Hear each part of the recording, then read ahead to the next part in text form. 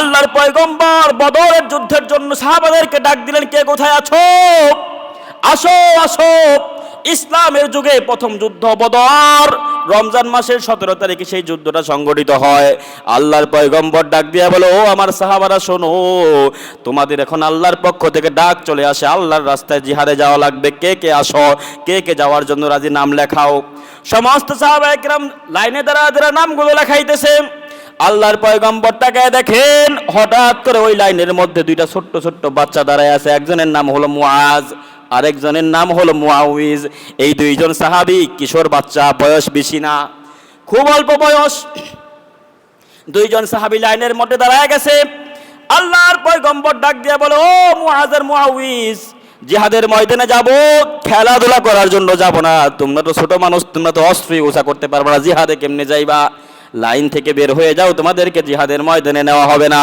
এই কথা বলার সঙ্গে সঙ্গে দুই ভাইয়ের মধ্যে ছোট ভাইটা মুআউইজ লাইন থেকে সরে গেছে, আর মুআজ লাইন থেকে সরে না। মুআজ বৃদ্ধাঙ্গুলের উপর ভর করে উপরে উপরে দাঁড়ায়, আর আল্লাহর পয়গম্বরকে ডাক দিয়া বলে, ও আল্লাহর পয়গম্বর, আমার দিকে তাকায় দেখেন, আমি কিন্তু ছোট না, আপনার অনেক সাহাবীর সমান সমান আমি আছি। আপনার সাহাবাদেরকে যেমন করে জিহাদে নিবেন, আমাকে তাকায় দেখেন, আমি হয়তো লম্বা কম না, মেহেরবানি করে আমাকে জিহাদে নিয়ে নেন না। আল্লাহর পয়গম্বর দিলের মধ্যে একটু মায়া লাগে, দয়াল নবী তো, দিলের মধ্যে একটু মায়া লাগে। ভাই ঠিক আছে, মুআজ যেহেতু এতবার করে রিকোয়েস্ট করতেছে, ওরে কবুল করলাম, সুবহানাল্লাহ বলেন।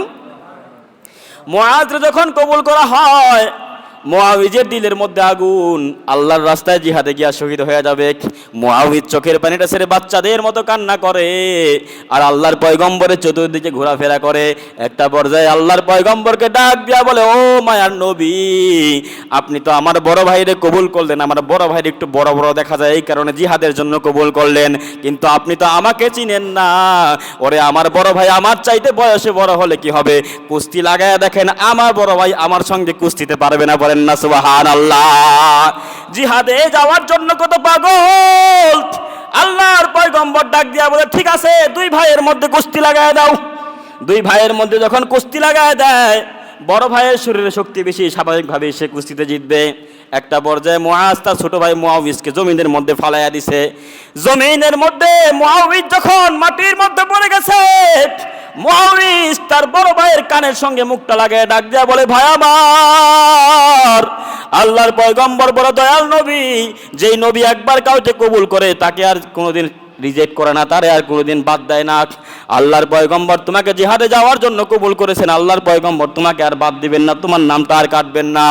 কিন্তু ভাই আমার, আল্লাহর পয়গম্বর তো আমি ছোট বলে আমারে কবুল করে নাই, তুমি যদি একটু মেহেরবানি করে আমার কাছে হেরে যাও, তাহলে আমি মুআউইজ তোমার মতো আল্লাহর রাস্তায় জিহাদে যাইতে পারবো, বলেন না সুবহানাল্লাহ। এই কথা বলার সঙ্গে সঙ্গে মুআজ জমিন থেকে উঠে গিয়া, এইবার যখন মুআজের শরীরটারে ধরছে, মুআজকে একটা ঘুন্না দিয়া জমিনের মধ্যে ফালাইয়া দিছে। এইবার মুআজের বুকের উপর মুআউইজ উঠে আল্লাহর পয়গম্বরকে ডাক দিয়া বলে, ও আল্লাহর পয়গম্বর, তাকায় দেখেন, এই যে আমি ছোট হইলে কি হবে, আমার বড় ভাইকে আমি কুস্তির মধ্যে হারাইয়া দিছি, বলেন না সুবহানাল্লাহ। আল্লাহর পয়গম্বর ঘটনাটা দেখে, আল্লাহর পয়গম্বরের চোখ বেয়ে বেয়ে সুখের পানি পড়ে, আর মনে মনে আমার আল্লাহকে ডাক দিয়া বলে, মালিক, তাকায় দেখো, তোমার ছোট ছোট বান্দা তোমার রাস্তায় জিহাদ করে শহীদ হওয়ার জন্য কত পাগল, এই শহীদ পাগলগুলারে আমি কেমনে ছাইরা যাই। আল্লাহর পয়গম্বর ডাক দিয়া বলে, ঠিক আছে, মুআজ আর মুআউইজ যদিও বয়সে ছোট, যদিও তাদের গায়ের মধ্যে শারীরিক শক্তি কম, কিন্তু ওদের দিলের মধ্যে আমার আল্লাহ রব্বুল আলামিন যেই ঈমানের পাওয়ার দিয়েছে, যেই ঈমানি শক্তি দিয়েছে, এই ঈমানি শক্তি আমার অনেক বড় বড় সাহাবীর মধ্যেও নাই, চিল্লায়া পড়েন না সুবহানাল্লাহ। মুআজ আর মুআউইজ বদরের যুদ্ধের দিকে রওনা হয়ে গেছে। বদর যুদ্ধ কায়েম হয়ে গেল, যুদ্ধ শুরু হয়ে গেছে, তুমুল লড়াই শুরু হয়ে গেছে। সাহাবায়ে কেরাম বীর বিক্রমে যুদ্ধ করতেছে, একটা একটা করে কাফের ধরে কুচুকাটা করে। এইদিকে মুআজ আর মুআউইজ যুদ্ধের ময়দানে ঘোরাফেরা করে, আর চতুর্দিকে একটা মানুষকে খুঁজে। একটা পর্যায়ে একজন সাহাবীর নাম হলো আব্দুর রহমান ইবনে আউফ রাদিয়াল্লাহু তাআলা আনহু। আব্দুর রহমান ইবনে আউফ রাদিয়াল্লাহু তাআলা আনহু ডান দিকে গিয়া মুআজ দাঁড়াইছে, বাম দিকে গিয়া মুআউইজ দাঁড়াইছে। জামা ধরে ধরে টানে, ও চাচা, বলে কি ব্যাপার, কি বলো? বলে আবু জাহাল চিনেননি? সুবহানাল্লাহ বলেন। আবু জাহাল জানতেন কোনো মানুষ না, কিন্তু মক্কার কাফেরদের লিডার ছিল, লিডারের খোঁজ খবর নিতেছে। আবু জাহালরে চিনেন? আবু জাহালরে কি করবি তুই, ছোট মানুষ? ওরে মারুম। সুবহানাল্লাহ বলবেন না? মক্কার কাফেরদের লিডারে মারবে কে? 12-13 বছরের কিশোর বাচ্চা মুআয আর মুআউইজ, জানতেন কাফের না, মক্কার কাফেরদের লিডার আবু জাহাল, ওরে মারবে। কয় দেখা দেন।